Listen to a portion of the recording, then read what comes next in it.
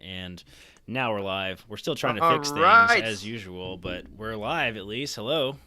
Hey, everybody. Also, the Oh, audio is working, so that's good news, guys. that's Oh, so sweet. excellent. Yeah, I see All the right, we're going to little give pretty little bars. That's nice. everyone a couple minutes to click. We'll see who we got. All right, direct video link is posted. Good. Things seem like they're relatively stable, all things considered. I put our direct video link in a thread of our original tweet, so Okay, this should work. should be all right. good. I'm going to post this in the patron discords as well. Now I see 3 live users, so Hey, we tripled. tripled.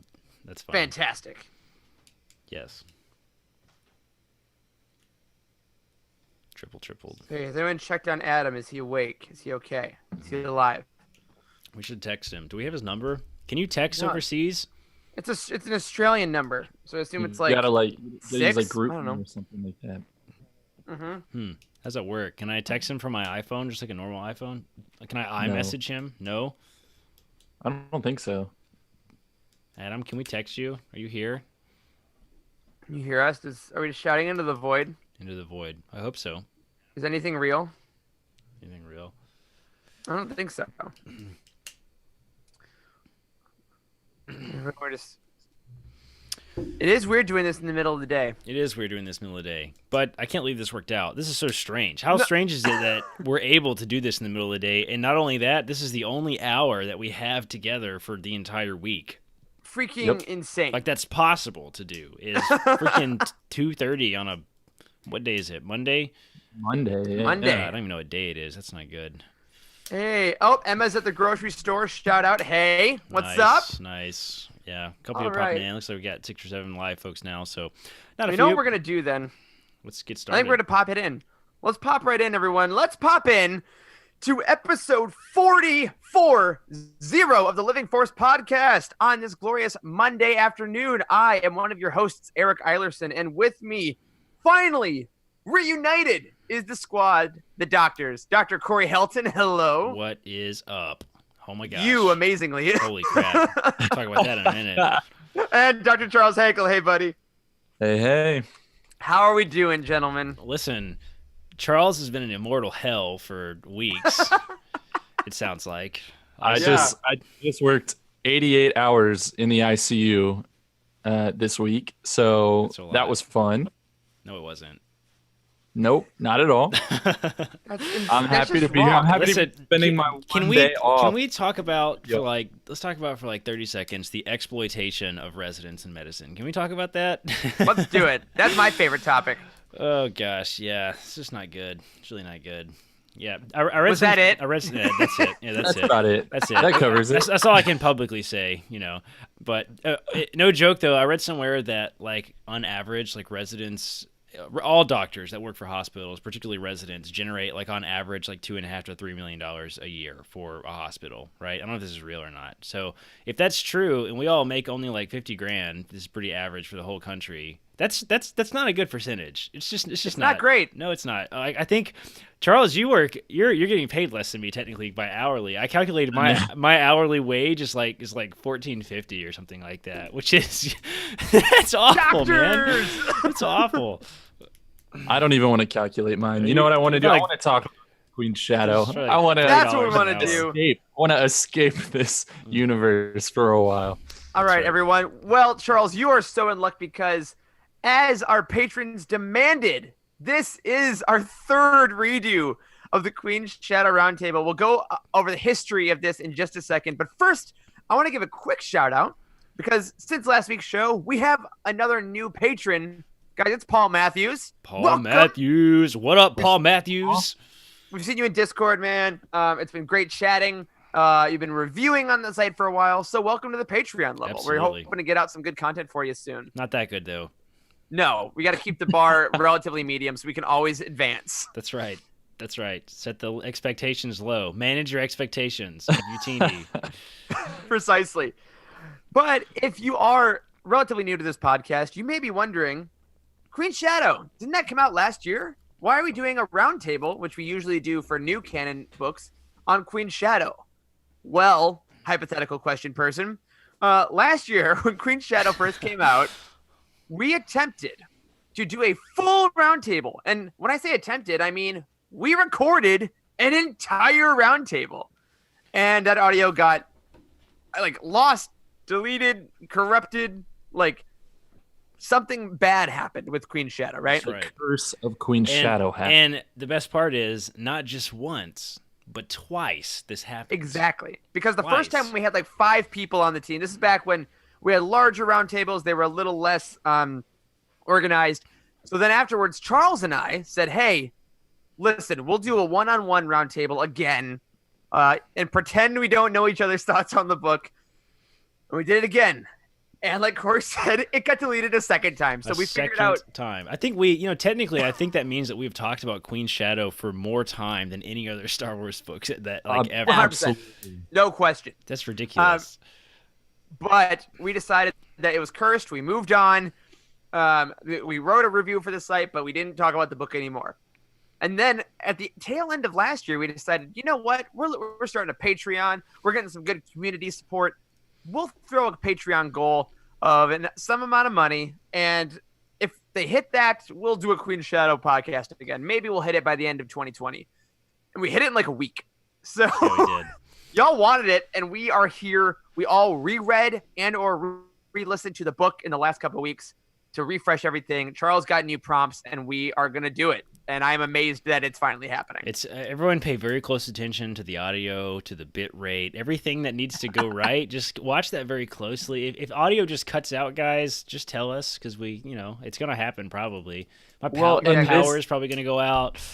And a lot of things we're trying to keep this from happening. One, our schedules that you mentioned. 2, Corey, you just drove like 300 miles hauling a Jeep. You're going into work in like an hour. Oh my God. And you haven't slept in the past like 20 hours. Oh Like my God. we both just finished the book again in the past like hour. That's right. It's been absolutely crazy. Like I'm gonna show a picture of this really fast, just on the screen. This is my Jeep, and I towed it with my 4Runner. It looks crazy, and it barely sat down. I towed this for 300 miles, I guess. I didn't have trailer lights the whole time, so luckily I did not get a ticket, and I also didn't die, so that's good. It was a fun little day. Been up since like 6 a.m. Proud of you, man. Also, I'm on night shift right now, so I have to go to work in like 2 hours. And everyone, if this all sounds like the kind of chaos you like in your Star Wars universe, and you are new and just like some Queen Shadow podcast showing up, subscribe to us wherever you get your podcasts and tune in each week. We're usually going to talk about all the new book news, everything coming up in Star Wars. But this week, we're going a little back to the past. Please, if you like this show, leave us a review on iTunes. We want to bump those up this year. It helps people find us in the algorithm. And head over to utini.com, where we have reviews, articles, and book profiles on every single story in the Star Wars galaxy. Now, gentlemen, before we jump into Queen Shadow, which I really want to dedicate most of our time to, I want to shout out some book reviews, because every week we like to highlight some book reviews we get on Utini. Since our last show, we got 17 new book reviews. 17. The notifications for the first time ever became annoying. Yes. Like I got that's such a good sign. Like I've never been annoyed. I'm always just like, oh, these book reviews are coming in. But this week the book reviews came in so fast, I couldn't even read them fast enough. And I was like, Jesus, I'm trying to do other stuff. I can't get these book reviews right now. It was crazy. Exactly. So keep that going, though. We Please, love that. annoy the crap out of us. I want it. We're only going to go over a couple this week because, again, we want to get into Queen Shadow. But I want to highlight 3. Number 1, we have Jedi Murphy, a great Discord user, friend of ours, reviewed A New Dawn, which got a lot of chat in the Discord this week, giving it 4 stars, and says, I love learning about the beginning of Hera and Kanan's relationship. You can tell in Rebels how much they love each other and that they've been building this beautiful thing together, and much of that is explained here. I really enjoyed getting more Rey Sloane. Seeing the Imperial point of view enhances so much for me. However, some of the best parts of this book, in my opinion, were the depictions of feelings and events around Order 66, both from the galactic point of view and from Kanan's eyes. It's utterly heartbreaking. And finally, they say Hera is a superb example of what everyone should be. Fantastic. No argument here. That's right. My wife. I think this is the only Star Wars book that my wife has read, and I have not. Interestingly enough. Whoa! Well, Yeah, hey, you get I've never 4 to 5 gotten around stars to it. here, so. I know. I need to. Put it on the list. Let's say, Corey, you want to hit that second review Absolutely. from MCal? This is another one from MCal, done a lot of reviews on utini.com. I think you might be up there with like some of the top reviewers, man. I think you might have some of the most. He reviewed The Art of Star Wars, The Force Awakens, gave it 5 stars. He said, I was given this for Christmas this past year and could not love it more. Everything about it is beautiful, inspiring, and brilliant. It's my first Art of book, and I can't wait to own more. It's truly magical and a timeless treasure for years to come. Would be 10 out of 10 if I could make it. Yeah, so art of books are super cool. Have you guys seen some of the Art of Rise of Skywalker stuff? Yeah, the leaks that came out, they sold it in South Korea. Yes. And apparently people put up hundreds of images. And I wanted to talk about this review, one, because we don't talk about the art of books a lot. That's right. But two, a lot of people on Twitter got really freaked out this week about, wait a minute, all of this was in the film and then got cut? And I just want to say publicly here, while art of books have a lot of concepts that may have been filmed, may have been in scripts, they kind of have free reign to just create stuff at the top. That's right. Phil, I forget his last name, but he's one of the art guys in Lucasfilm, put out a great Twitter thread about this, saying, like, when you're first making concept art, you're kind of throwing everything at the wall. I mean, think of Macquarie's original stuff. That's right. Yeah. So while a lot of those images in the Rise of Skywalker book were awesome, I mean, we had stuff with this character called the Oracle, which may have even gotten to shooting on Mustafar. We had stuff with Chewie being a prisoner and Ben interrogating him. Like, a lot of stuff there.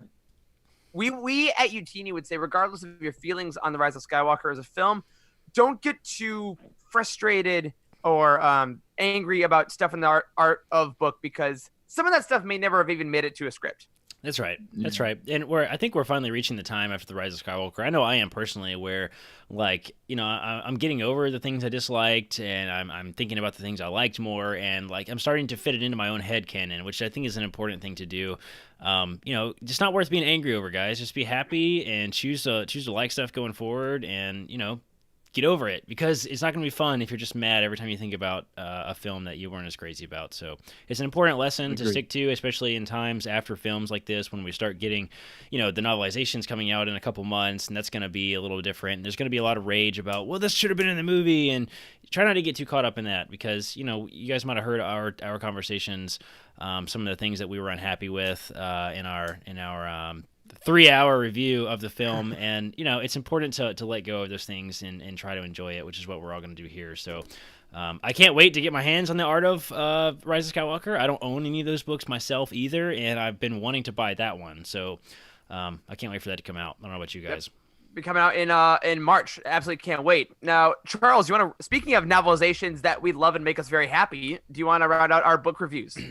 Yeah, sure. So Anthony J. reviewed Revenge of the Sith novelization, gave it 5 stars, and I guess said that this is the gold standard. This is why we read movie novelizations. The book takes what you know and love and then runs with it. You aren't reading the script or a word-for-word rehash of the film. Oh, no. You're expanding on the characters in new and interesting ways. You're digging deep and seeing the strings being pulled behind the scenes.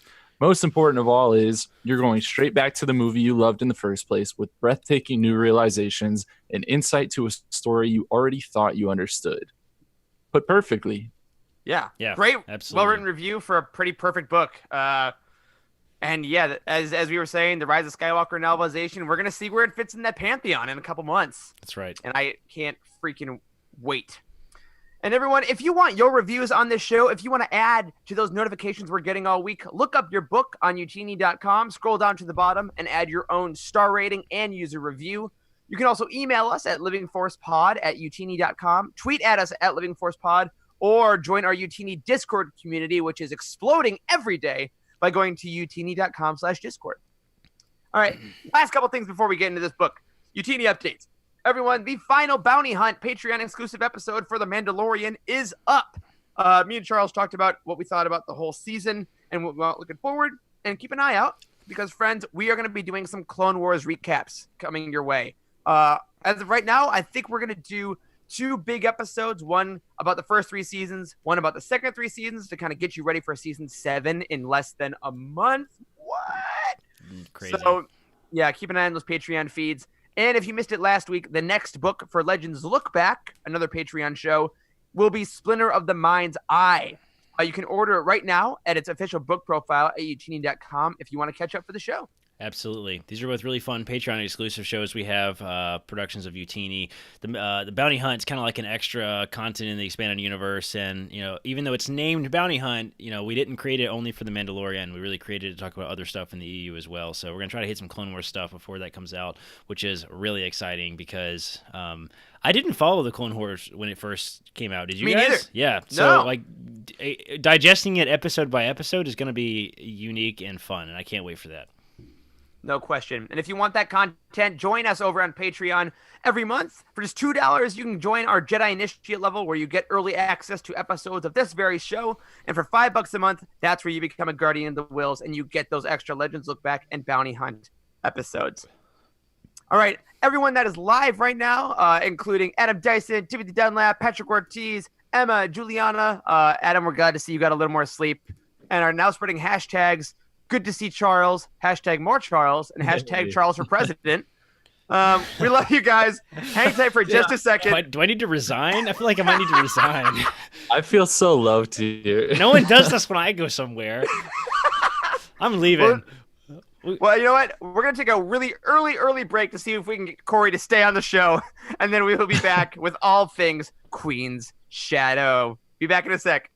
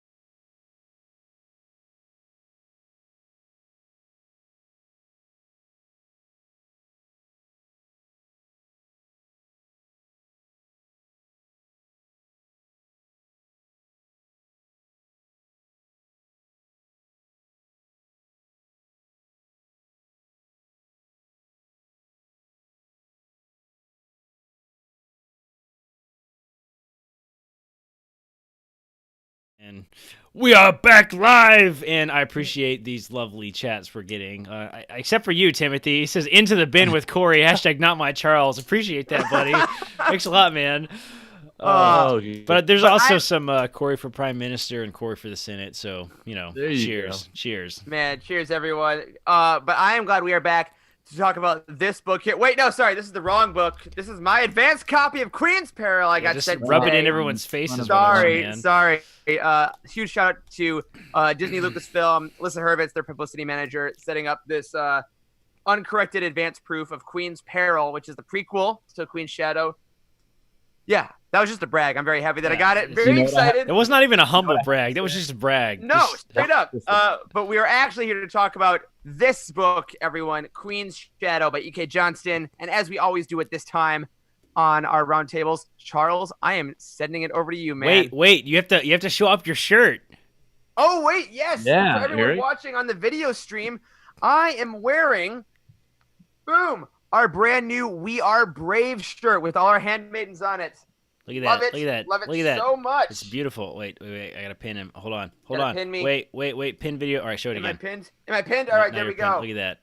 It's beautiful. Boom. Gorgeous. We Are It's got all the Brave. handmaidens on it. It's got Padme's blaster on it. Ah, It's I really love sick. it So so much. we're gonna start doing these, I think, for all the big reviews and stuff that we do, the big roundtables. And we created this one in honor of Queen Shadow, which is really fun. So if you want an exclusive Queen Shadow shirt, head over to TeePublic, and Utini's got some good stuff up there. We got to get it to the author. We need to get her shirt size. I've been trying to contact her. EK Johnson, if you get sent this podcast, if anyone knows her, we'd love to send you a shirt. That's what we got. That's right. All right, Charles, let's jump in. take us away. All right. Let's talk about the most important thing, that Padme / Queen Amidala's head is not as big as Watto's on the Phantom Menace. That is not wrong. No, okay. Let's jump right in. We're gonna open this like we normally do with a quick synopsis. So, Queen's Shadow by E.K. Johnston follows the story of Padme Amidala's struggle to transition from Queen of Naboo to Galactic Senator. From foiling the Trade Federation's attempts on her life, to fighting for aid for those in need, to rocking some of the most fabulous outfits to date, it soon becomes clear that navigating intergalactic politics might prove to be every bit as challenging as serving as monarch. Now, boys, let's rate this book on a 1 to 10. Don't tell me why just yet. We'll come back to it later. Eric, let's go to you first. I'm going to go 8.5. All right, and Corey? I'll give it a 7.75. Never done that before, but No, ooh, it's breaking new ground. a little more than a 7.5, but maybe a little less than an 8 for me. Okay. I was going to go 7.5, but now that I know that we can really break it down, I'm going to go 7.6. 7.6. All right. We should start all right. doing that. We should look up what our actual scale is on the website and like name it, because I think the names fit the numbers better than the numbers even do. So we should do that sometime. That's true. Love it. Yeah. All right. We'll do that moving forward. But let's start with some overall questions. So the first thing I want to do is, since this book actually isn't new, we're recording this like a year later, I want to look back at the time period for when this book first came out. So that was the beginning of 2019. And it kind of represented the first time that Disney really ventured into the prequel era with the books, specifically with the canon releases. What did it mean to you at that time? And what do you think the reception for this book did to shape the subsequent releases that we've had since then? That's a good question. Prequel era was really exciting because, I mean, they announced that they were going to start doing prequel era stuff, and like this was about the same time that didn't Master and Apprentice come out pretty close to this also. Yeah, they were both in like the same quarter of the year, I think. Yeah, they were. It was all around Celebration, so that was a pretty exciting time just in general. I mean, I thought it was exciting to see the venture into the prequel era, just period. And then we got that shocking announcement that they were going to reboot the Clone Wars, which is awesome. So, yeah, I think that we're really seeing in the last couple of years, I mean, a resurgence for the prequels and the prequel characters. I mean, obviously, Clone Wars has been popular for years, but this year with it coming out, and last year, so much Battlefront 2 content was all about the Clone Wars. There's an idea that Project Luminous and stuff are going back even further to see like the Jedi at that in the High Republic times, which again are more towards the prequels. Like, I really think that the people like us that grew up on the prequels are being like, yeah, we love this era. So now if we put the work into it to really increase the storytelling, people are going to love it, which shows with Queen's Peril coming out this year as well. I mean, we're going back to Padme. Padme is getting so much attention, and I freaking love it. Yeah, absolutely. So then, Eric, you kind of answered my next question. You are a lover of the prequels. Corey, do you feel the same way? Where are you coming from? Yeah, definitely no scorn here. I mean, I love the prequels a great deal. I mean, as films, they have their cinematic issues, right? The dialogue is bad. A lot of the acting is kind of rough, and it's not all the actors' fault. It's some of it's George's fault. There's a lot of blame, I guess, everywhere. But the prequels have their issues. But yeah, I think they're definitely like a place of happiness for me. And I would argue that the cohesive story that they tell in the prequels is even better than the sequel trilogy. So I mean, I love this era. I freaking love Obi-Wan. I'm totally with you, Charles. And like young Obi-Wan is really exciting. I love like peak Jedi Order stuff and discussions about how arrogant the Jedi were and stuff is really exciting to me. And then you have Plagueis, and now we have this whole thing that's going to be revolving around, I guess, Palpatine, and apparently he had a kid, right? So there's some more exciting stories to be told in the prequels yet. And I mean, this is crazy that we're 20 years after these movies were made, and like still getting more prequel stuff is awesome. Yeah, and here we are. And I'm right there with you guys. Huge lover of the prequels. Depending on the day, Revenge of the Sith might be my favorite movie in all of Star Wars. And I'm excited to be talking about this stuff. That's right. Um, Last big question before we kind of dive into the characters. I wanted to get y'all's comments on this. So, George Lucas, say whatever you will about him, but he was progressive in a lot of ways, all the way back with A New Hope in his portrayal of strong female characters, obviously with Leia, and then more recently, even when we get stuff that's come from George's work, we have Jyn Erso and Ahsoka, and of course Padme, who we're talking about today. So, why do you feel like it's so important to see those strong female characters reflected in the canon novels that we're seeing in the films as well? I think it's hugely important. I think that as much as we got some female representation in the older films, like Padme, her speaking specifically of her, usually kind of functioned as a tool for Anakin, right? She existed because he needed a reason to turn dark, and I think now we're seeing that narrative shift. We're seeing in books like Queen's Shadow and Queen's Peril, she is the star of her story, because of who she is, not because of what he needs her to be. Same with like Jyn Erso, in Rebel Rising, like she is the star of her own story because of what the rebellion needs. She leads the team in Rogue One. Ahsoka, I mean, everything she does, she is definitely a tool for helping Anakin grow in the Clone Wars, but she has her own narrative that is growing so far beyond that. And in stuff like Rebels and her own novel, she's growing. And you just look at the fan base in the last couple of years, how much power and confidence a lot of the female fans have gotten, like in stuff like Looking for Leia, the documentary that came out this year on Sci-Fi. It's incredible to see them all be like, yeah, I loved Leia, but now I don't have to just be Leia on the playground. It's not my only choice. I have a whole spread of characters that are all awesome in their own ways. And I'm excited to dive more into how they do that in Queen's Shadow, because I think it's very different in some of the other novels as well.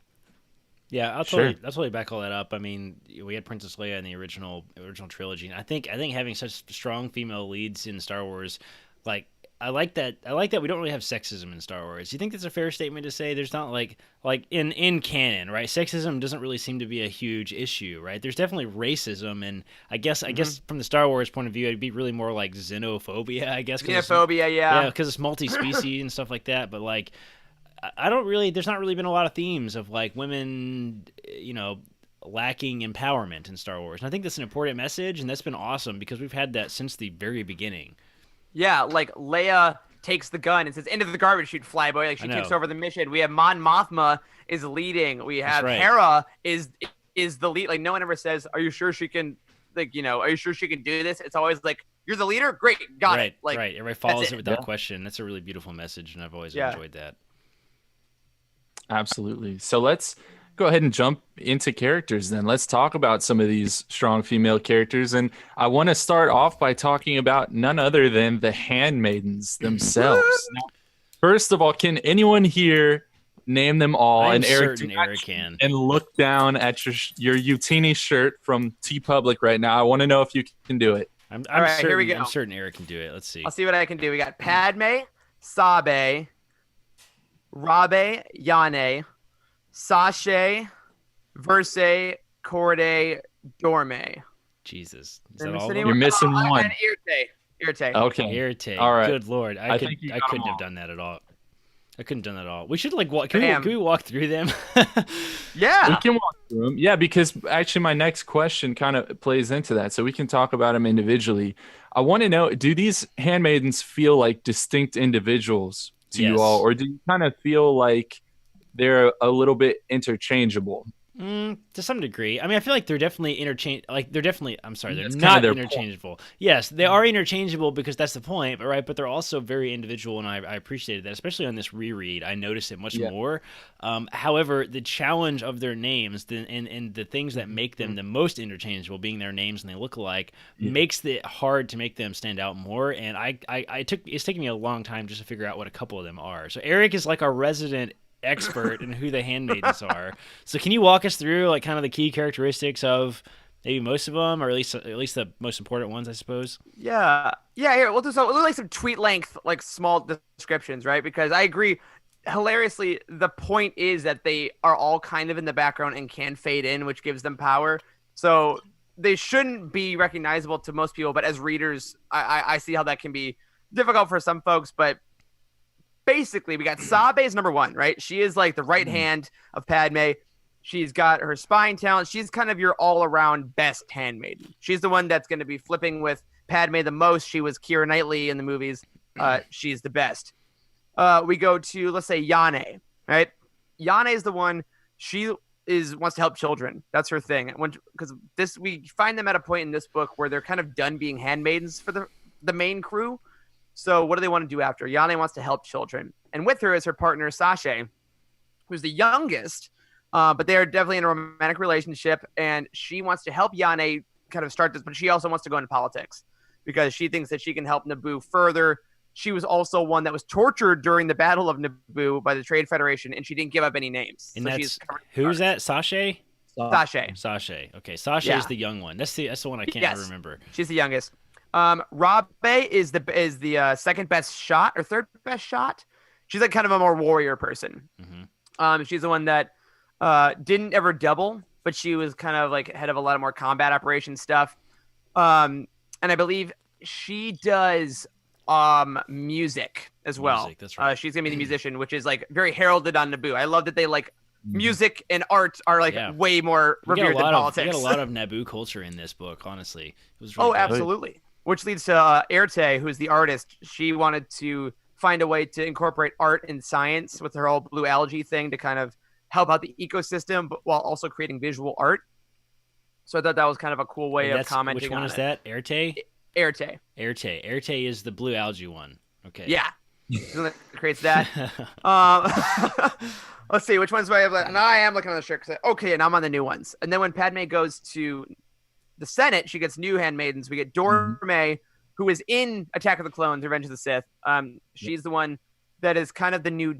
She doubles a little bit, but she's kind of now Padme's new Sabe. Like she's the right hand. Is she the one? Is she the one on the little transport when she's about to go to Naboo with Anakin, who's like, "I'm worried about you, my lady," and she cries? Yes. Is that her? Yep, that's Rose Byrne. Yeah. Okay. That's Dorme. Dorme. Right. She also is the one that does the outfit switching. Yeah. She's the one that like coordinates all that and does the makeup and stuff. Mm-hmm. Corday is the double that dies at the beginning of Attack of the Clones. Mm-hmm. And then Verse, who we don't see in the movies because she dies in the same explosion in Attack of the Clones, is like a hacker. She is, I believe, the niece of Panaka. I think that's what they said. And she's like the digital hacker that kind of holds down the fort. Man, that was an impressive recap. I'm not. That's our handmaidens, baby. That was really solid.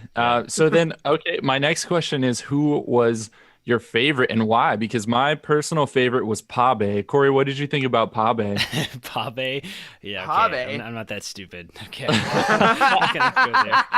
I don't know if I would say I had a favorite. Like, there was things I enjoyed about all of them. The complexity of the relationship between Sabe and Padme was very fascinating to me because, like, I think E.K. Johnson did a really great job. She comes from fan fiction, right? Like, she wrote some fan fiction, I think, before like she got into Star Wars stuff. I don't know if she wrote any Star Wars fan fiction. I don't really know that much about her background with fan fiction. I remember seeing that on Twitter. I think that she did some fan fiction, and there's something about fan fiction that is good at capturing like kind of intimacy.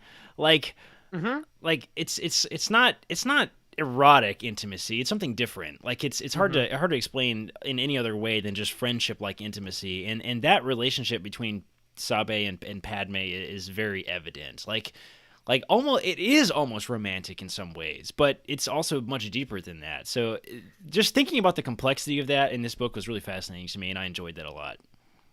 Yeah, I'm going to double up on Sabe being my favorite as well. Team Sabe all the way. And I think you nailed it, Corey, by saying the word intimate, right? Their friendship is intimate. And I think that in popular fiction, we are not used to seeing friendships of that level a lot. Right. Like, it's always like a little bit of arm's distance because they don't want to infer romance if there's not. That's right.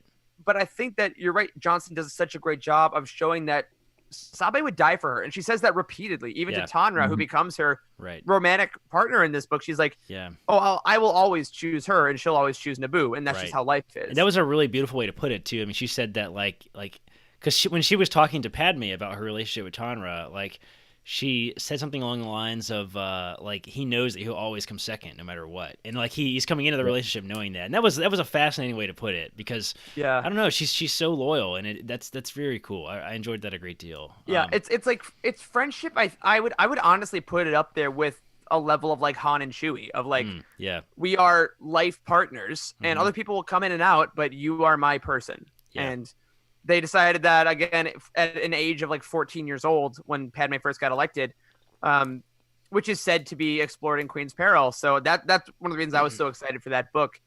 But their relationship is just really incredible. As an honorable mention, though, I will say I like Sashay a lot in this book. I like the idea of the youngest person having the most political ambition. I really think that's a cool concept that keeps coming up repeatedly. Like, hey, Naboo is a great paradise of a planet, and what do? They listen to the youngest women, right. and to lead them, and that's how they're doing well. Like I really like that. the idealism of the Naboo is not looked upon as being naive, right? Like they cherish that idealism, which is a very interesting way to think about politics, to be honest. It is because you have Sio Bibble there, and who's like, in most planets, be a more grumpy old traditional white politician. dude with a beard, like yeah, exactly. But yeah, Sasha has some great stuff in here as well. What about you, Charles?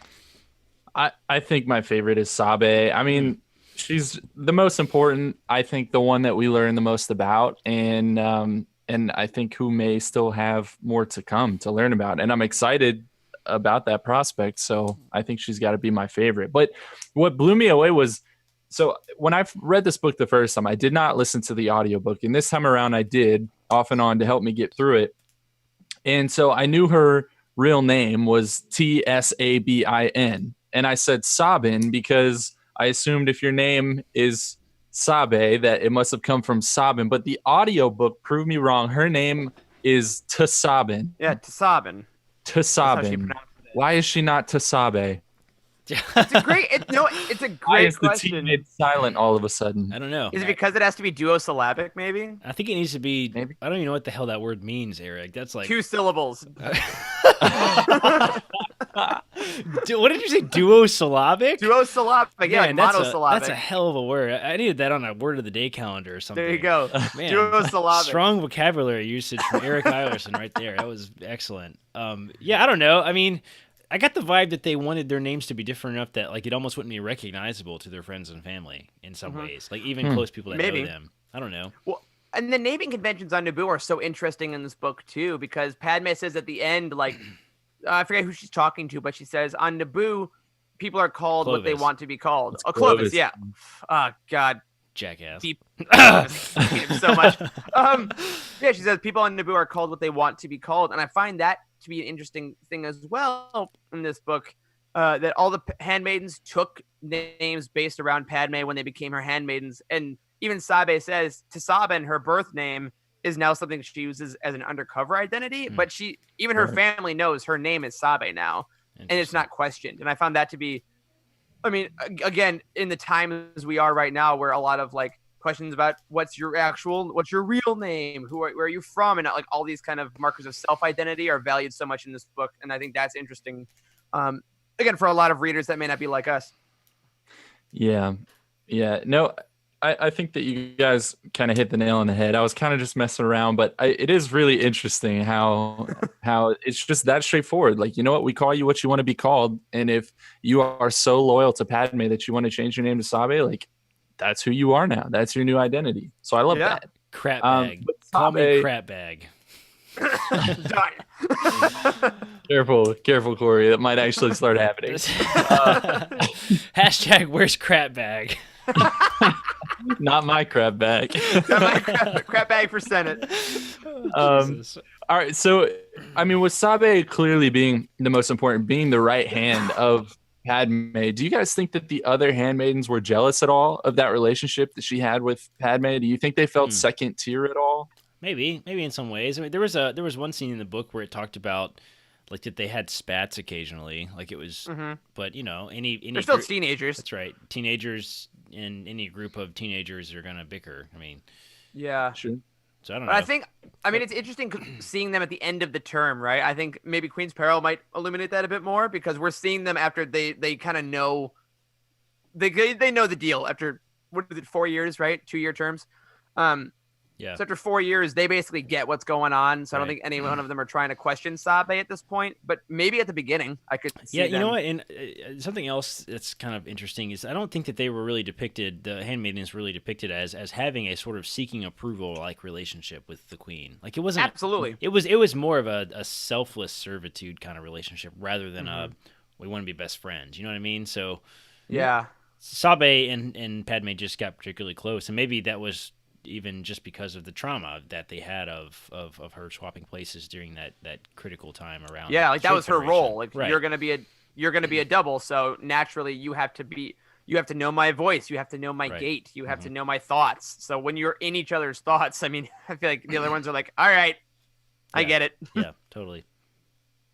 Yeah, no, I think that's fair. I think that's fair. But Sabe was clearly, on another level with Padme, and we'll kind of come back around to that a little bit later on. But I want to move away from the handmaidens, as fun as it was to kind of learn all of them and really get that next level of knowledge for the people that you're seeing in the background of the films. I want to go to some of the other senators that we spent some time with in this book. And who else would I start with other than our Lord and Savior, Eric Bail Organa, baby. That's right. Bail Organa. Yes. So he Tremendous. played an actually really big part in this book. And I think Pivotal. pivotal, if you will. Yeah. Yes. First of all, let's just open up. How great was his entrance into this It was story? classic Bail Organa, man. Like So awesome. Coming out of the dark, cape flowing, being like, what are you doing here? Oh, Saving so someone's cool. life. Yep. Yeah. Like a champion. Yeah, it was a great entrance, and I liked seeing it from Padme's point of view too. Like that's one of the things I like about Star Wars. We know so many characters that whenever someone is introduced for the first time to another person, we know what a big deal they are, and we know that they're cool. But she's like, Senator Organa, what in the world are you doing? Like, he's doing rebel shit. That's right. What do you think? That's right. Creeping around in the shadows. Exactly. Well, so Bale proved himself to be capable many times over in this book and also in the movies. But there was one thing that he did in this book that I thought was really telling. And that was that he recognized that Padme had switched with one of her handmaidens. He is one of two people in all of the Star Wars stories that we have that has been able to do this. All right. With the other one being none other than Jedi Master Qui-Gon Jinn. What do you think it says about his character specifically that he was able to recognize that? Or do you feel like this was a throwaway detail? I definitely don't think it was throwaway. I mean, he's a straight up master. I think Yeah. that's what it says. He's quiet but observant. That's why he was so useful to the Rebel Alliance. He's just, I don't know. Like he has such an aura about him that he's well respected as a senator, but also like he's in control of a lot of things behind the scenes. And I don't know. I think that comes along with just his character in general. Is he's a very that quiet, observant sort of, hidden magician type of character, I guess. And I also think it goes back to what we were saying earlier about the prominence of more young women in Star Wars. Like Padme always says, the best part of the decoy, why it worked, was that no one was really looking at her. Everyone was looking at the outfits. Everyone was looking around her. This book is all about people underestimating her because she's a young girl in the Senate and she uses that power. And Bale looks at her as a person. I think that's how he can notice. He doesn't look at the outfit. He doesn't look past the young girl. He looks at her because he respects her. Yeah. And because he's looking that purposefully at an equal, he can see who she is. And I think that's what makes him honestly such a good father for Leia in the future, because he's like, I'm going to respect you as I respected your mother, as I respect Bria, I think that he's just an overall very respectful dude. Yeah. Do you? Yeah. So was it implied? Tell me if I'm wrong here. Was it implied that he knew that Padme had just come from spying on them walking in the garden? Was that implied? It might have. I don't know. Maybe. Yeah. He knew she was off doing something. Yeah, I don't think he knew exactly that she was spying, but it was definitely. That was how I He knew she did interpreted. That's something. how I interpreted that scene when he recognized her. Not that she was a decoy, but that she's obviously coming from the same direction he was coming from, and that like he put two and two together all at one time, and that's why he had the little smirk. It wasn't. I like it. It wasn't just because like he recognized her, but it was because like it was him putting two and two together and recognizing that everyone had severely underestimated Padme Amidala. I thought that's how I interpreted that entire scene. It was I think like, that makes sense. I yeah, totally dig that. Yeah, I mean, I think you guys basically overall hit the nail on the head. I love the word observant and that he truly sees people for who they are. And keep in mind, I think that also applies with Chancellor Palpatine because we know Bail yeah, was one Yeah. of the people who absolutely. founded really the Rebel Alliance, and I think he saw Palpatine for who he truly was too. So he's Yeah. an incredibly important character. Quick shout out here to about the deleted scenes in Attack of the Clones. If Oh, you've never we'll get watched there. them, okay, cool. So a tease, if you will. Yes, we're gonna cover a lot of that coming up. Awesome. Um, so just to kind of round out our questions about Bale, why does he work so well as a tie into the larger story? Because we've seen him used a lot, I think, in Legends and canon, um, in that manner, to just kind of serve as an anchor for something that's a little bit more ancillary into some of the main material. Why do you guys think that's the case? I mean, I feel like Bail Organa. You remember when in the Solo movie, what's her name? What's the kind of villain that wasn't a villain? The redheaded chick's name. What's her name? Enfys Nest. Enfys Nest. Remember at the end of Solo, Enfys Nest was like like you should come join. He's talking to Solo, and she was, you should come join us. We need leaders like you or whatever. And I think that sums it up better than anything else. Is that like there needed to be strong leader-like characters in the Rebel Alliance from the beginning in Star Wars, and it only made sense that some of the leaders from when the Empire was alive I mean prior to when the Republic was alive, I mean like prior to the Empire's inception was like those people had to carry over the legacy into fighting against the Empire, right? So you have to have characters that were, quote unquote good, before it was cool to be good. You know what I mean? Yeah, and I think Bale also, the more canon that is established about him, we learn that he plays the game really well. Exactly. He knows how to play the politics. Um, he's a seasoned man that He's way. from Alderaan Also, too, right? I mean, yeah. the stereotypically neutral planet that doesn't believe in Mhm. any kind of conflict because they're all pacifists. Like he just fits the bill perfectly to serve a really good role in the Rebel Alliance. Yeah. And for readers and viewers, he has the instantaneous shortcut of being the adoptive father of Leia. So That's right. True. even if you don't know much about him, you hear Organa and you're like, oh, right, he's the guy that raised Leia. So he has a direct link to a main character. So I think that's what writers can use him pretty easily. So even if you haven't read a bunch of stuff about Bale, you can at least get the name and then immediately latch onto him as being a good guy. That's right. Yeah, yeah, I think that's fair. Well, let's move from one of our favorite senators to maybe one of our least favorite, Rush Clovis. Maybe, Anyone here? man. All right, so we're at about 50 minutes on the recording. We can mark this because man, fuck Clovis. God, he's the worst.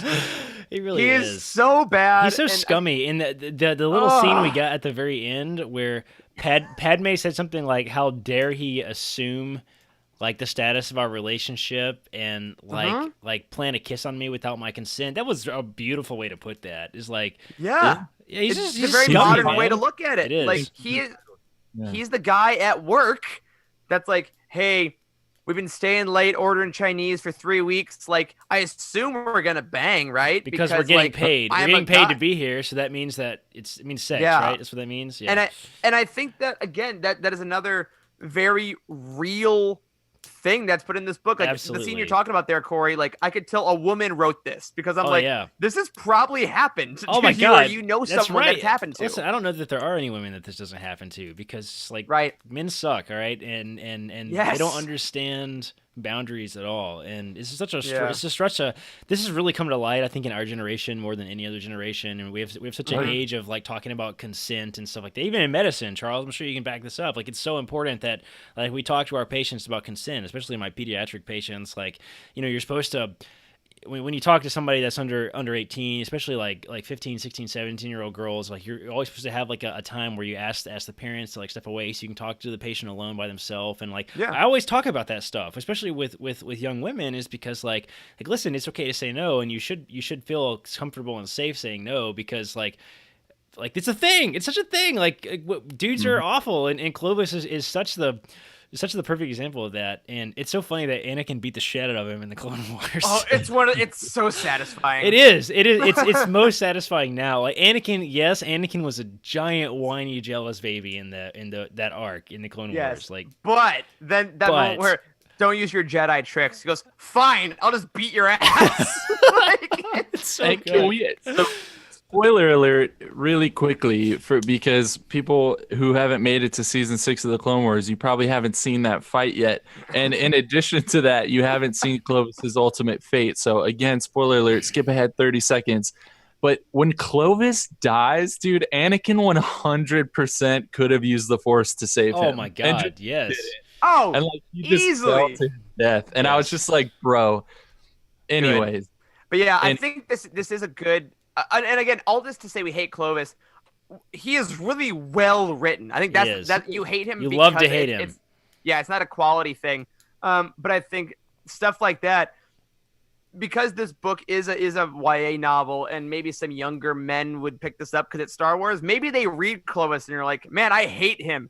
Oh, wait a minute. Yeah. I should not be like Clovis. Right. Yeah. You know? That's good. And it's an important lesson. It's an important lesson to learn. I was actually talking about that with my wife recently because this past week we went to a baby shower, and it's the first girl in the family, and some of the women were talking about kind of, what it's like to raise sons, right? Like, we used to not, I don't think previously, prior to a few generations in history, I don't think we've spent a lot of time teaching men about consent, young boys about consent. We just don't do that in our culture. Like, and we should do that, like way more than we currently do. And so I don't know. I agree. It's an important lesson to learn, and I think it's something as a society that we need to address. And seeing it in this book in such a realistic, plausible fashion between two, work-related adults was really good. I mean, Padme's a strong person. She had that whole conversation with Sabe about like, should I pursue romance in my life? I mean, that was a very interesting conversation. So you could tell that she was sort of exploring the idea of wanting some kind of romantic relationship because she'd been so focused on her work and her career and her politics like her entire life. And then it was sort of implied, maybe at least to me, I don't know if you guys felt this way, it was implied that she was maybe starting to come around to Clovis being that in some ways. Yeah, she had the idea. Yeah, totally. But then Clovis goes and turns into a scummy son of a bitch, and she recognizes how wrong it is, and just immediately has like a gut reaction, which is beautiful, and it was really well done. And I think it's nice, even when we're reading something for a lot of us that is supposed to help us escape like real life. It's also nice to be reminded, even when you're having fun and escaping our world, to be reminded of things that reflect our real world. And I think it's nice to be able to see those lessons being taught in kind of media as well. So, yeah. And I like it, at the end of the day, we're three white dudes talking about this. So what the hell do we know? But I had 3 younger sisters, and I appreciate it. I appreciate seeing this type of realism in Star Wars, and I hope we continue to see it. I mean, I'm probably going to say this multiple times, both in part 1 and part 2 of our discussion, but this book has very quickly turned into like a staple of feminine Star Wars to me. And we don't have a lot of that in Star Wars. Leia, Princess of Alderaan is kind of down that road. Ahsoka is kind of down that road a little bit too. But this book is like the most feminine Star Wars book that's ever been written. And I really love that representation. And I'm glad that we're getting instead of men writing women, we're getting women writing men, and I appreciate that. It's a fun perspective to play with. Yeah. Well, fantastic. Let's move on to the most important senator of all, I guess, Padme Amidala herself. I mean, sound the air horns. This first half of the roundtable really is kind of going to serve as a character study of Padme, because you take one look at the cover of the book and you know that she's what's most important in this conversation. So here's my simple question before we dive into the heavy stuff. Can y'all, Eric, you and I discussed this long ago in our roundtable, and I don't remember the answer. Can y'all help me understand her name and how the naming works? Because she's Padme Naberi Amidala. Right. But is Amidala her parents' last name, or is Naberi her parents' last name, and it was Amidala a name she took as queen? I'm not understanding where all the names are coming from. Yeah, as far as I can understand, what you said, the last thing you said is correct. Her birth name is Padme Naberry, right? And then Amidala is a name she took when she became a ruler. She So just like, chose like yeah, she just Prince. chose it. Yes, exactly, exactly. Yeah, there we What a go. great example. Because I remember a lot of times in this book she says, "Well, Amidala has to go somewhere," as like talking about an other, right? And I'm assuming the name Padme, like when she becomes a handmaiden, Padme, to anyone not on Naboo, they may not know who she is. Also, that's just like a first name. You know what I mean? So it's not that like, wait, is that the queen? Like, no one really knows. But There Amidala is a definitely. moment. Hello, Oh, Ray. I can hear All right, Ray. Ray calm, has calm thoughts. down, Ray. I know. She's pretty pissed The, about the this. naming situation is stupid. I agree. All right, She calm doesn't down. like it. She doesn't But like it. there is a moment in there is a moment in the Phantom Menace Mhm. where I think the Queen Poser, whoever it is, I don't know if it's Sabe, It's always turns to the Sabe, yeah. handmaidens and says like, "Hey, Padme, go do this thing." And it's always Hmm. struck me as weird that she actually referred to her as Padme. But Yeah, I mean, I I definitely guess think it's an odd thing. And let's be honest, did George Lucas think of the naming convention at that point? Absolutely not. probably In 20 not. years ago. So I think we're That's taking fair. it that Amidala is something that she uses professionally, and I don't think anyone, maybe outside the handmaidens and even like Anakin, knows that her given name is Naberi. That's what Okay. I assume from it. Okay, I understand now. I'm gonna keep that in my back pocket. Guys, Boom. we're about to really dive into this. Do we need to take a break before we start talking about Padme in depth?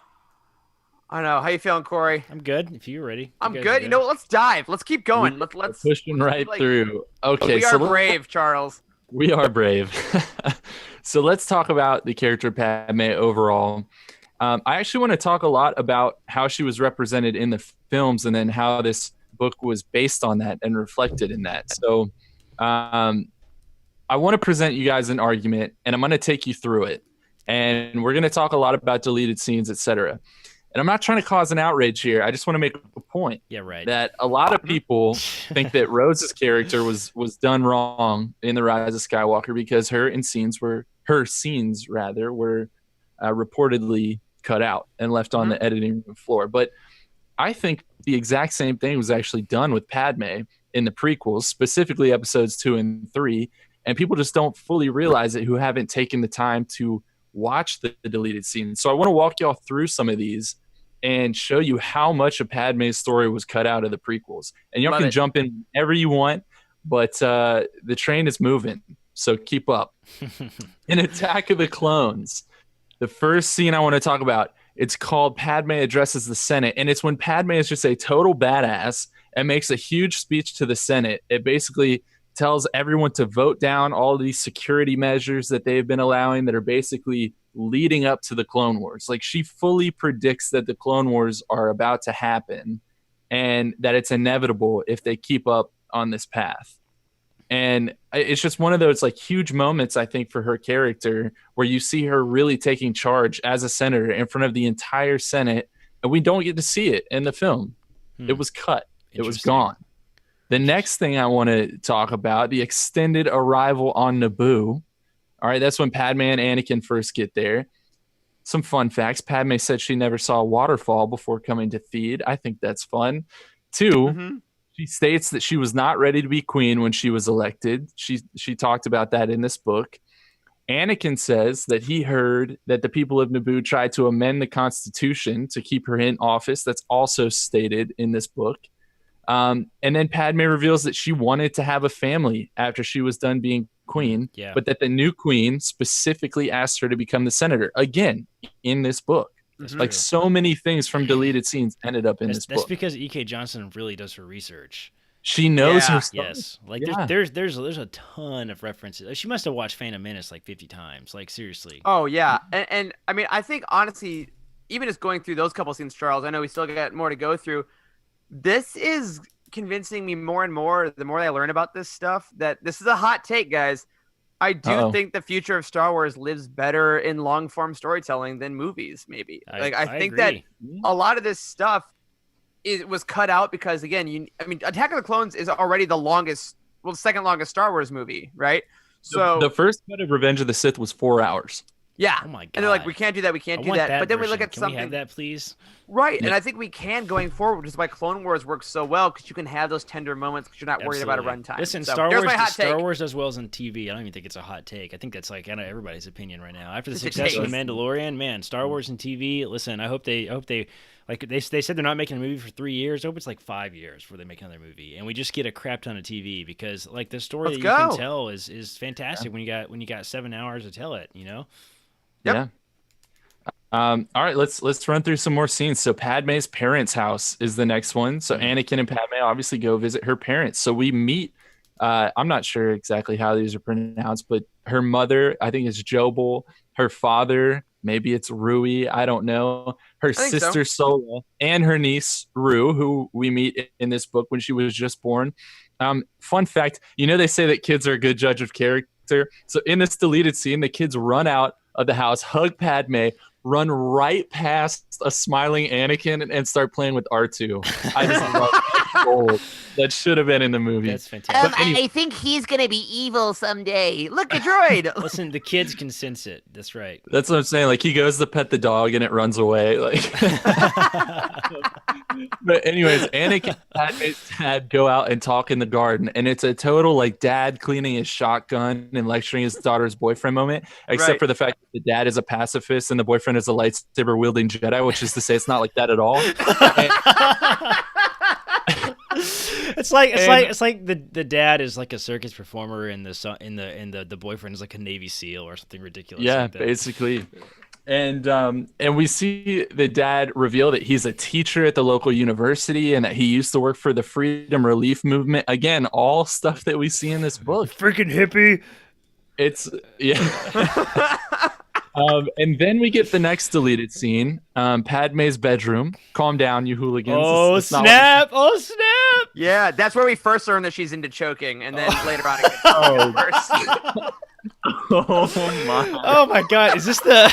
Listen, I was thinking about this on the way home. I was thinking about this on the way home because when I just finished the audiobook, like driving the Jeep back. So like Padme has Dorme, who's like her outfit planner, right? So did Dorme like kind of see that she's going off in this romantic like getaway with the young handsome Anakin, who of which Padme has been wearing her little necklace of like her entire life basically. Right, her Snapori, Japori. Yeah, or the little whatever it is? carved necklace that Anakin made her. Yeah. So Dorme saw that she's going off with this young dude, and they're pretty close to the same age and stuff. And she packed her that fireside leather black choker, like very pushed up bra outfit. Like, damn, Dorme. Milady, Milady, will you require the harness this trip? No, no, Jesus. Dorme. Jesus Christ, that is. Oh god, we're getting off track. All right. This Let's train talk about- keeps going, Charles. Also, talk about George Lucas also had to pick out that outfit and ask Natalie Portman to wear it. That's all I'm going to say. He probably it's the only one he talked about.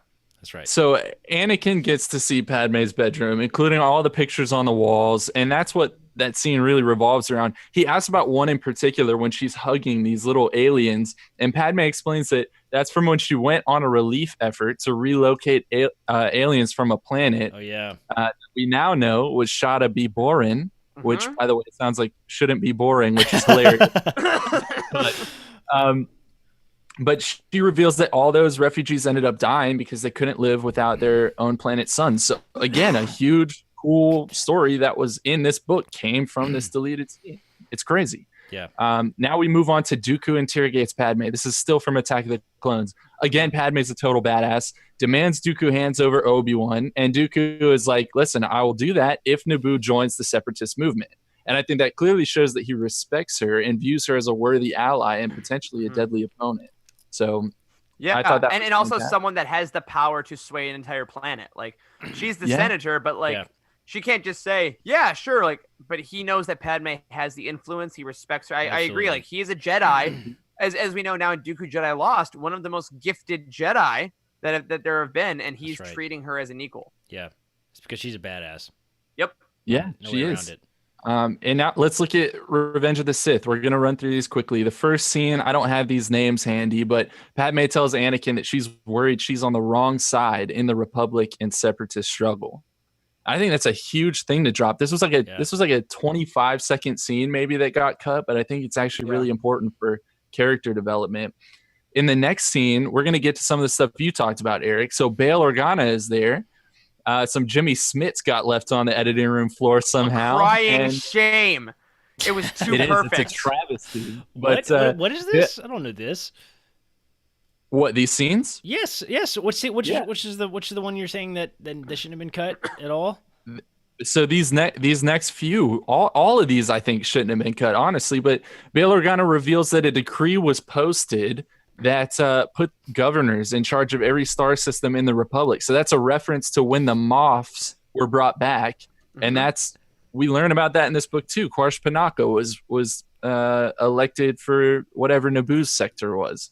And then Bail states that he and Mon Mothma are starting an organization within the Senate to oppose what's happening. And Padme's like, hey, don't say any more. Some things are better left unsaid. You're going to incriminate yourself. And then she ends up saying, like, but yeah, I'll join you guys. So it's a huge, that is the birth of the rebellion. Like, literally. The birth of the rebellion with Mon Mothma, Bail Organa, and Padme got left on the cutting room floor. Can you Isn't imagine? that wild? Can you imagine if Padme would have lived? Holy smokes! No, dude, we'll talk about that as when we talk about the end of this book. Like, but yeah, this book I'm gonna say now as a preview of that really hits on that one of the biggest mistakes in the history of Star Wars is killing Padme. Yeah, I think. Okay, wow, we're gonna unpack that probably next half. Yeah, that'll be next episode. episode. But all right, the next scene. So again, we see the same group of senators discussing what is now formed as what's called the Delegation of the 2000. A lot of people don't know about this. This is how the rebellion actually started. It was called the Delegation of the 2000, and they were talking about how they were going to present basically a petition to the chancellor. And Padme says she wants to bring the Jedi into the effort, and the other senators vote her down. Fun facts about the scene: one of the senators who was a member of the delegation was named Stream Drinker. And I just think that's ridiculous. Sounds like a legend. I want that as a nickname. Just call me Stream Drinker. Stream Drinker. Stream Drinker. 2, my favorite behind the scenes Senator Fang Zar is in this scene. Look up Adam Dyson. He has a super thick Australian accent, and it's amazing. And then finally, one of the other actresses in this scene ended up, fun fact, posing for Playboy in the year that Revenge of the Sith came out, and she is on the record as saying George Lucas cut all of these scenes because of that fact. Oh my god! I think that's hilarious. That's incredible. You know what? I don't doubt that. It might, I don't either. Like, also, Carrie Fisher said that like she made fun of George Lucas because there's no underwear in space. Like that's he's like you can't wear a bra because there's no underwear in space. Like I think running joke. I feel like George is very clinical about eroticism and sexiness. He's like, well, if the story calls for underwear, it can wear. Like he views underwear as like utilitarian. Like even the dress that he makes Padme wear, which is like the sexiest, most objectifying thing since the Slave Leia bikini. He's probably like, well, I mean, it makes her neck look good, which is like a strong line, and it's black because it's a dark scene. Like he has no idea it's sexy. As he said, there's no underwear until it's metal, and it's the only thing you're wearing. Exactly. Absolutely. Well, and the shapes on the bikini are like a Greek myth. They use the shapes like it's like George. She's wearing underwear. Buddy. All right. The last scene I want to talk about, Padme actually serves as the leader of the delegation of 2000 and goes into Palpatine's office and presents the petition to him and is basically like, hey, all these emergency powers that you have, you're going to lay them down, right? Like you're not going to keep using these powers. And Palpatine basically like gives them all the finger and is like, I'm going to do what I think I need to do. And meanwhile, Anakin is standing at the Chancellor's right hand on the opposite side of the table from Padme. Right. It's a great little metaphor. And he like can't even look her in the eye. Like she's looking at him and he looks down like at the floor, like he's clearly ashamed. And that is such a pivotal scene to show the wedge that is being driven in between them by this conflict between the Senate and the Chancellor. And like, I'm so sad that is something I have to like go to the deleted scenes to go see. Is there? You know what I mean? I wonder if there's a supercut. I'm sure there is. Oh yeah, YouTube must have that. But, there is a supercut of the deleted scenes on YouTube, absolutely. And it's stuff like that, as we were saying earlier. You know, for all the flaws the prequels have, if you can't question the general world building and narrative structure of it all. Like that's right. Because this stuff is so fascinating. Yeah, it is. I love going through it, and there's so much to unpack, but. really, guys, we got to kind of round out Padme here, and I want to ask you a few questions. We'll see what we get to, but ultimately, who is Padme? I want to know what your answer is to that, because she references so many times in this book that she changes how she looks or acts or speaks depending on the situation and what she needs people to think of her. But who is she ultimately? What is at the core of her character in your mind? I don't know. I mean, I think the truest Padme is the Padme we see when she's like trying to do humanitarian aid stuff. Like the Hmm. very last part of this book where she like rushes to help fix the aqueduct system with Clovis. Like she's truly invested, she truly cares, and those characteristics are like carried with her character through the Clone Wars TV show, through the films, like, through the books. Like, so Yeah. I think that sort of selfless idealism is what speaks volumes about Padme. I mean, she truly does believe in democracy, and like it's very pivotal, like you said, that she is bright enough to ask the question, are we on the wrong side? Like nobody else was asking that question in Star Wars No, at all. Like she's the only one that's ever posed it, which is fantastic. I agree. I think the realest Padme we see is the Padme with Sabe in this book. Whenever they have a call, I think that all walls are down. I think the only Yeah. people that have honestly gotten there are Sabe and Anakin. Mm. Especially in the Clone Wars, all the conversations that Padme and Anakin have, I think. Why Anakin too? Because man, he's got some very strange political opinions. Oh, he He does, but I does. think I think it might be as simple as he's the love of her life, and I Yeah, think that she can't. he was an idealist in Again, a if lot of she, ways too. I mean, he yeah, was. and Mhm. I think a lot of the times he talks about his political leanings, it's the Chancellor talking through him because That's a good point. he's still young. The only person that's talked to him about politics is the Chancellor, That's right. because the Jedi are so apolitical. But I think that Padme ultimately, you're very right. She wants to help people, and that is her service. Whether it's as queen, whether it's as senator, whether it's as aid relief worker, whether it's as rebel, like she is the one I think of most people in Star Wars. Frankly, she is the one Absolutely. that always sees what is right. Yeah. I think of Mhm. all people, That's a good way to especially in the put it. I prequels. mean, even compared to like Bail Organa and Mon Mothma, Oh yeah, Mothma, Jesus, that's kind of hard to say. Mon Mon Mothma. Mothma, even compared to those characters, she is more perfect in a lot of ways because they were both caught up very much in the political bullshit, like in the Senate. Like, Yeah. and they were like, "Oh, you probably shouldn't do things." And Mon Mothma is like kind of over the top pacifist to the point that it's kind of annoying. Like, how did she Mhm. become leader of the Rebel Alliance when, But anyway, whole other But thing. yeah, I think if Padme would have survived, I think she would have ended up leading the rebels. Probably more So I so. think that she is the Yeah. perfect balance of political maneuvering with action when you need to Yeah, do it. fair enough. Yeah. Okay. Well, so, we talked about how she asked the question, like, are we on the wrong side? But I'm curious what you guys think about this. So, in the films, does Padme ultimately become the very thing that she lectures against for a lot of the early Hmm. prequels? And the reason I'm asking this is because in that Dooku deleted scene that I mentioned, Mhm. Dooku tells Padme the Republic cannot be fixed and it's time to start everything over. And Padme turns him down and refers to his movement as a quote rebellion. So Mhm. Interesting. doesn't Padme basically become a separatist since she's seeking to undermine the Supreme Chancellor's legitimate, albeit evil, rule of the Hmm. Republic? Like, were the separatists just right all along?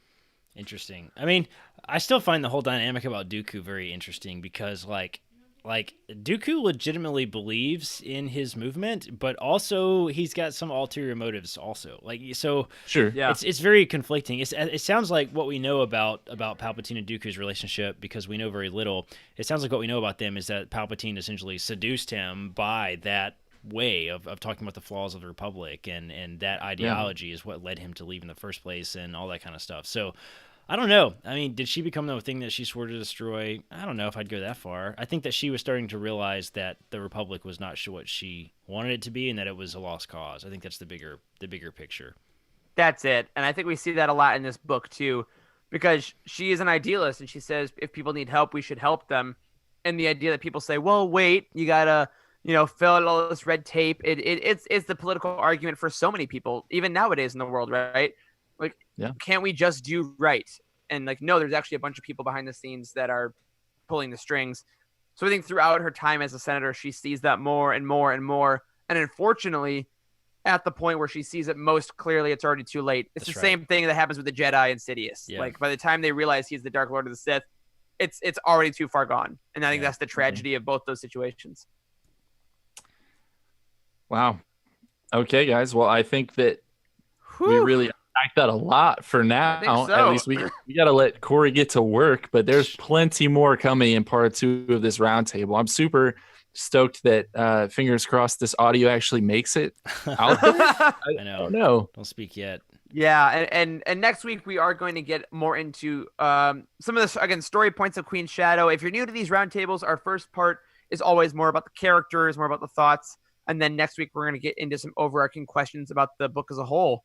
But guys, awesome. Any last thoughts about any characters before we get out of here from either one of y'all?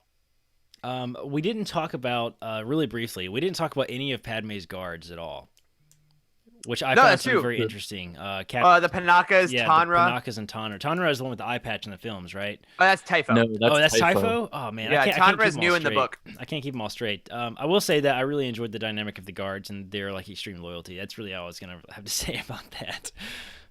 Yeah. Agreed. Let's see if I had to add anything about characters we didn't discuss.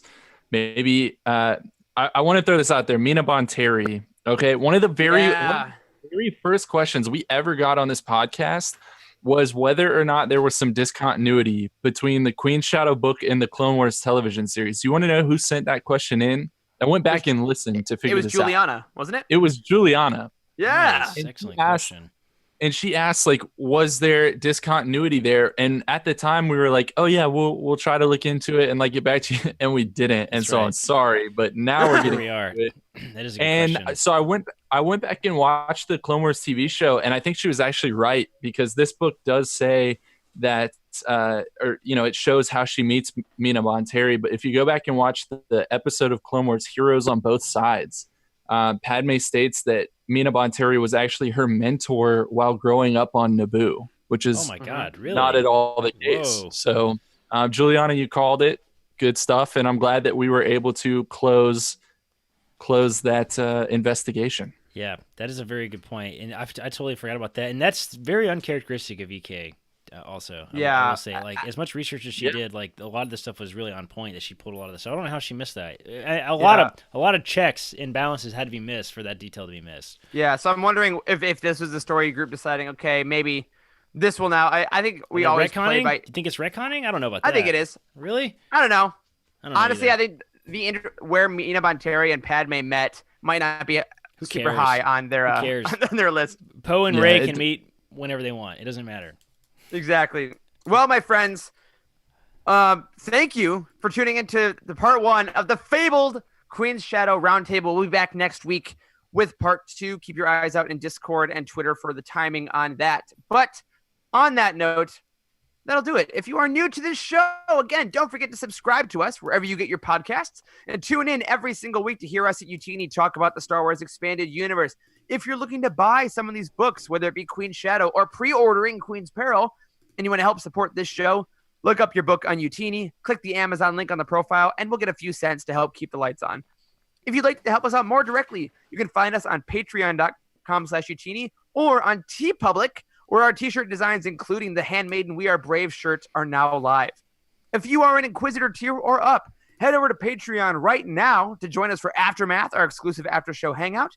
And a special thank you, as always, to Adam Dyson and Patrick Ortiz on our Jedi High Council, and Timothy Dunlap on our Alliance High Command for your amazing support.